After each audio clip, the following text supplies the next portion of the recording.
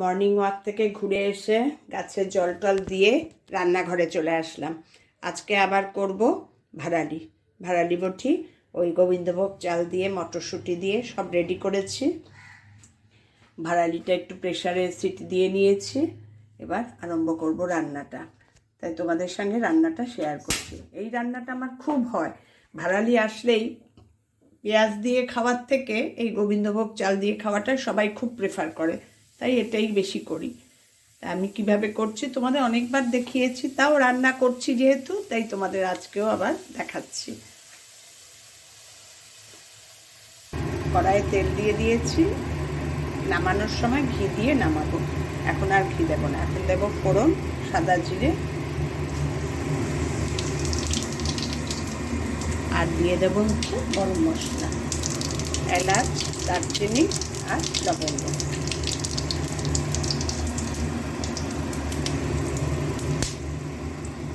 এগুলো একটু ভাজা ভাজা হোক, মানে গন্ধটা তেলের মধ্যে চলে আসলেই হয়ে যায়। এবার গ্যাসটা সিম করে দিলাম, নাহলে পুড়ে যাবে। এবার এর মধ্যে দিয়ে দেব আদা আর কাঁচা লঙ্কা। আদা গ্রেট করে রেখেছি, কাঁচা লঙ্কা কুচিয়ে রেখেছি। আদা কাঁচা লঙ্কাটা একটু ভাজা ভাজা হবে।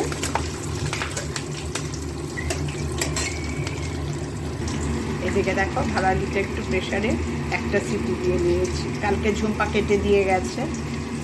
এগুলো ঝুম্পা যদি না কাটে আমার খাওয়া বন্ধ হয়ে যাবে, এগুলো আমার কাটতে কেউ পারে না। এবার দিয়ে দেব আদা আর কাঁচা লঙ্কাটা একটু ভাজা ভাজা হয়ে গেছে। এবার দিয়ে দেবো এতে গোবিন্দভোগ চাল,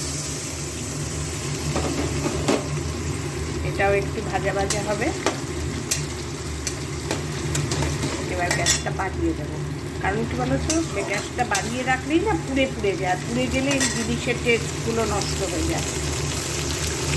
এবার এটা একটু ভাজা ভাজা হোক।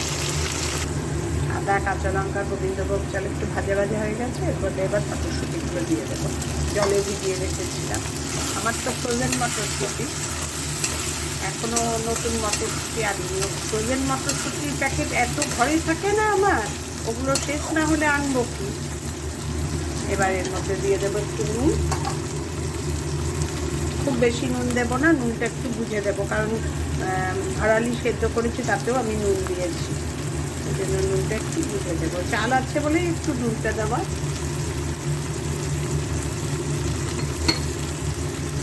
দিয়ে দেবো একটু হলুদ, ব্যাস সব মশলা দেওয়ার পর্ব শেষ।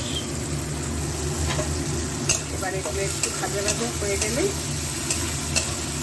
ভাড়ালি সেদ্ধ করা যে জল সমেত ভাড়ালিটা ওটাই দিয়ে দেবো, দিয়ে ঢেকে দেবো। এগুলো দেখো একদম ভাজা ভাজা হয়ে গেছে, আর ভাজবো না। এবার দিয়ে দেবো সেদ্ধ করা ভাড়ালিটা।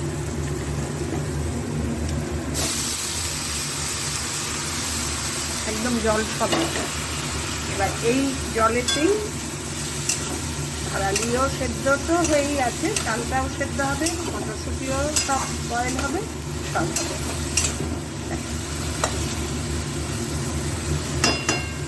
এবার ঢেকে দেবো, ঢেকে মিনিট 5-7 রেখে দেবো। একটু গ্যাসটা মিডিয়াম টু লোয়ে করে দেবো, ব্যাস। 5 মিনিট পর দেখো এটা শুকিয়ে গেছে জলটা। একটু দেখো জলটা পুরো শুকিয়ে গেছে, টেনে গেছে। আর চাল যে খুব সিদ্ধ হবে সেরকম না, তবে আরেকটু হবে। আবার একটু ঢেকে রাখবো সিম করে, সিম করেই কিন্তু করছি।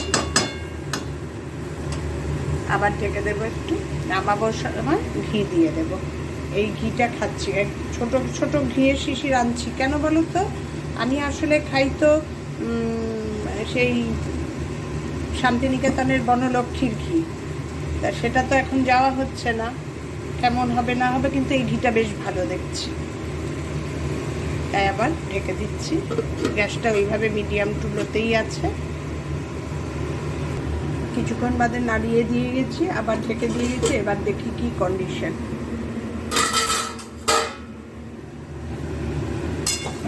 দেখো নিচে একদম লেগে লেগে গেছে, চালগুলো মোটামুটি সিদ্ধ, মটরশুঁটির পুরো কালার চেঞ্জ।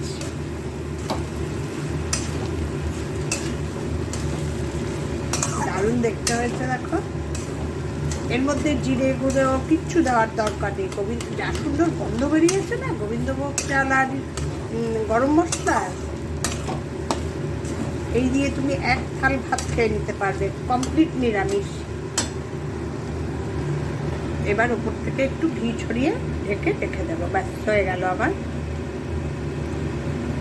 গোবিন্দভোগ চাল দিয়ে। বেশি দেবো না, অল্পই দেবো, আমার ঘিটা না একটু বেশি লাগে, নিরামিষটা খাওয়া বেশি হয় তো। এইসব রান্না একটু ঘি না দিলে হয় না। তোমাদের ফাইনাল লুক দেখিয়ে দিলাম গোবিন্দভোগ চাল দিয়ে আমার ভাড়ালি বটি। তোমরা একবার এইভাবে বানিয়ে খেও। আমার রান্নাটা একদম ইজিভাবে করি, কিন্তু খুব টেস্টি হয় গো। আজকে ভিডিওটা তাহলে এখানেই শেষ করলাম, তোমাদের সুন্দর সুন্দর রান্না দেখিয়ে। আমি যেরমভাবে যা পারি, কিন্তু খেতে খুব ভালো হয়, সবাই খেয়ে খুব ভালো বলে। তোমরাও এভাবে একবার বানিয়ে খেও, দেখো। টাটা, সবাই ভালো থেকো, সুস্থ থেকো, সাবধানে থেকো। আবার দেখা হবে নতুন একটা দিন নতুন ভিডিওর সঙ্গে। তোমাদের সঙ্গে সবসময় আমি আছি। ঘি দিয়ে দিয়েছি, এবার আবার ঢেকে দেবো। টাটা।